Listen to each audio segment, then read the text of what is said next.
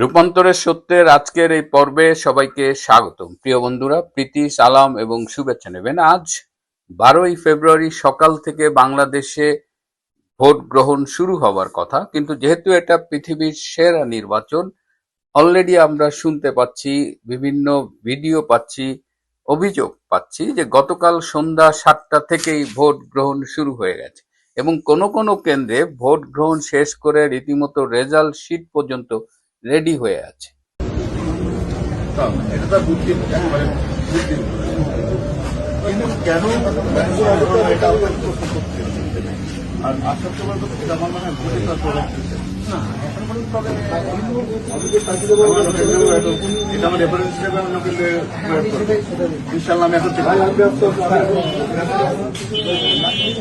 Yunus magic বলে কথা। এতদিন আমরা রাতের ভোটের কথা শুনেছি, বিশেষ করে 2018 সালে রাতের নাকি ভোট হয়েছিল, কিন্তু আজ অবধি আমরা একটা ভিডিও ফুটেজ পাইনি যেখানে দেখানো হচ্ছে বা দেখা যাচ্ছে যে রাতে ভোট হচ্ছে। এই অপপ্রচার যখন চলছিল, এবার আমরা হাতে নাতে প্রমাণ পাচ্ছি। আজকে আমি আপনাদের ছোট ছোট অনেকগুলো ক্লিপ দেখাবো, এই ক্লিপগুলো প্রমাণ হিসেবে থাকুক। এখন একটা নতুন সমস্যা হয়েছে যে কিছুদিন পর পর ইন্টারনেট থেকে, অনলাইন থেকে এইসব অপরাধের চিহ্ন যেসব ভিডিও আছে সেইগুলো ক্লিয়ার করা হয়, সেগুলো রিমুভ করা হয়। আপনি দেখবেন যে ইউনূস ক্ষমতা নেওয়ার পর থেকে যতগুলো মব জাস্টিস, যতগুলো অন্যায় হয়েছে, অধিকাংশ ভিডিও কিন্তু এখন আর অনলাইনে পাওয়া যায় না। সুতরাং আমি কিছু ডাউনলোড করে রেখেছি এবং আপনাদের দেখাবো। তো এই যে মানে ভোটটা যে সন্ধ্যা থেকে হচ্ছে, রেজাল্ট শিট তৈরি হয়ে গেছে, আমরা যেটা আশঙ্কা করছিলাম যে এই রেজাল্ট, এই ভোটের ফলাফল আগের থেকে তৈরি হয়ে আছে, সেই আশঙ্কাটাই সত্যি হচ্ছে। গণভোটের ব্যালট পেপারও পাওয়া গেছে বেশ কিছু কেন্দ্রে, যেখানে সিল মারা হচ্ছে। সিল মারা ব্যালটের ছবি পর্যন্ত আমাদের কাছে এসেছে। তো এই যদি নির্বাচন হয় তাহলে আপনারা কি করবেন? একটা নির্বাচিত সরকারকে জঙ্গি অভ্যুত্থানের মধ্যে সরানো হলো, গণতন্ত্রের স্বপ্ন দেখানো হলো, মানবাধিকারের কথা বলা হলো, কত কিছু বলা হলো, কিন্তু তার রেজাল্ট আজকে আমরা দেখছি যে 12 তারিখের নির্বাচন, 11 তারিখ সন্ধ্যা থেকেই ভোট প্রদান শুরু। আরো খুব ইন্টারেস্টিং হলো যে কাল সারা রাত বাংলাদেশের প্রতিটি আসনে টাকা উড়েছে। একটি সূত্র আমাকে জানিয়েছে যে কাল রাতে এবং দিনে, একদিনে প্রায় 3,000 কোটি টাকার লেনদেন হয়েছে। এবং একটা গোয়েন্দা সূত্রে কালকে কিছু রিপোর্ট পেয়েছিলাম, সেখানে বলা হয়েছিল যে কেন্দ্রে যারা দায়িত্ব পালন করবে, যেমন presiding officer, assistant presiding officer, polling officer, তাদের সবার পাওনা টাকা যেন ঠিক মতো প্রদান করা হয়, মানে কাউকে যেন না ঠকানো হয়, কাউকে যেন বঞ্চিত না করা হয়। এই যে একটা ভিডিওতে দেখলাম যে দুজন অ্যাসিস্ট্যান্ট প্রিজাইডিং অফিসার জামাত নেতার বাড়িতে। আপনার পরিচয়টা বলেন। বলেন না পরিচয়টা বলেন। নাম লিটন মিয়া, সারিঘাট উচ্চ বিদ্যালয়। আপনি এখানে বিরাখাই মাদ্রাসা সেন্টারে কি আপনি কোন দায়িত্বে আছেন? সহকারী প্রিজাইডিং। নামটা বলেন, জুড়ে শুয়ে বলেন। আপনার নামটা বলেন। আমার নাম কাবুল চন্দ্র পাল।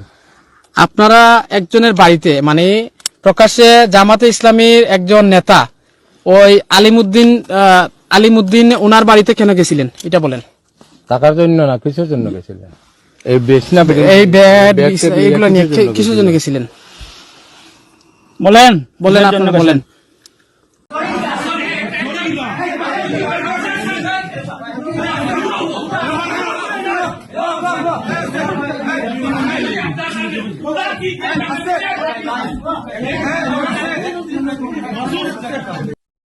অর্থাৎ এই সংগঠনটার পক্ষ থেকে, এই জামাত ইসলামের পক্ষ থেকে একটা বাজেট করা হয়েছে যারা নির্বাচনী কেন্দ্রে দায়িত্ব পালন করবে, এবং সবাইকে সেই টাকাটা ঠিক মতো দিতে হবে।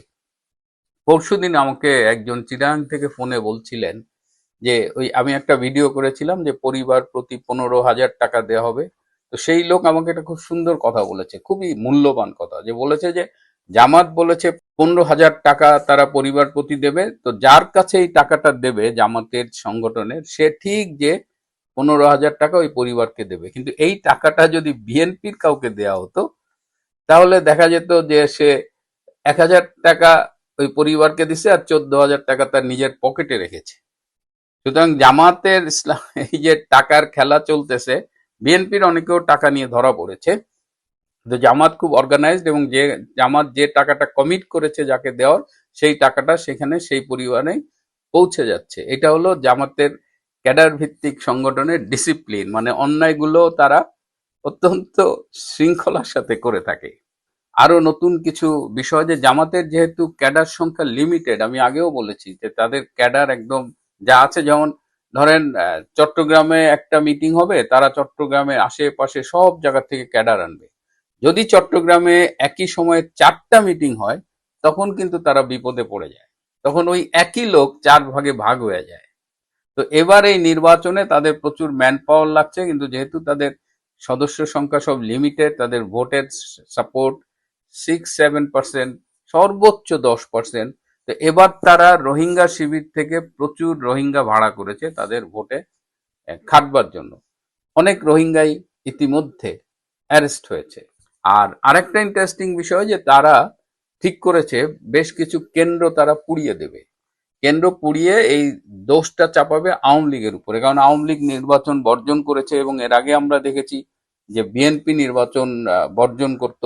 বিএনপির অবশ্য নির্বাচনের বর্জনের প্রেক্ষাপট ভিন্ন, আওয়ামী লীগকে অংশগ্রহণ করতে দেওয়া হচ্ছে না, আর বিএনপি অংশগ্রহণের সুযোগ থাকা সত্ত্বেও তারা পার্টিসিপেট করতো না, এবং বিএনপির সাথে জামাতও থাকতো। এই বিএনপি জামাত মিলে তারা ভোটের আগের দিন রাতে ব্যাপক সন্ত্রাস করতো। 2014 সালের যে নির্বাচন হয়েছিল সেখানে কয়েক হাজার স্কুল পুড়িয়ে দেওয়া হয়েছিল ভোট কেন্দ্র হবে বলে। তো এবার আওয়ামী লীগের একটা বিষয় হয়েছে, আওয়ামী লীগ ভোট বর্জন করেছে ঠিকই, কিন্তু আওয়ামী লীগ কিন্তু ভোট প্রতিহত করা বা কোনো সন্ত্রাসের দিকে যায়নি। আমি আওয়ামী লীগের অনেকের সাথে কথা বলেছি, তারা বলেছে যে আমরা ভোট বর্জন করেছি, আমরা মানুষের কাছে আহ্বান জানিয়েছি, আমরা আমাদের নেতা কর্মীদের প্রতি নির্দেশনা পাঠিয়েছি, সুতরাং আমরা আশা করি তারা ভোট দেবে না, কিন্তু আমরা কোনো সন্ত্রাসী পথে যাব না। আওয়ামী লীগ আসলে এই সন্ত্রাস, হঠকারী সিদ্ধান্ত এগুলো যায় না, এবং আওয়ামী লীগ বলেছে যে এটি আমরা রাজনৈতিকভাবেই মোকাবেলা করব। কিন্তু জামাত যেহেতু তারা নিজেরা আগে ভাঙচুর করছে, তারা এই কেন্দ্র পোড়ায়, বেশ কয়েক জায়গায় কেন্দ্র পোড়াইছে, এবং স্বভাবতই মানুষ মনে করবে বোধহয় আওয়ামী লীগ করেছে, কিন্তু সেই কেন্দ্র পোড়াতে গিয়েও তারা ধরা পড়েছে, মানে এমনই কপাল। জামাতের 3 জনকে ধরা হয়েছে শালবর ভোট কেন্দ্র পুরি দেওয়ার জন্য এবং টাকা সহ। এরা ভোট কেন্দ্রের সামনে আছে শিশু কল্যাণ প্রাথমিক বিদ্যালয়, এই দেখেন সাইনবোর্ড, এখান থেকে তাদেরকে ধরা হয়েছে। আমার নাম কামরুল হাসান। বাড়ি কোথায়? এই যে এখানে ওই মোড়ে, ওই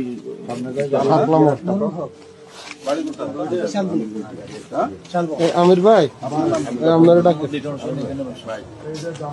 কে কি করে? আমি এখানকার ওয়ার্ড সভাপতি। আপনি? আমি অফিস সম্পাদক।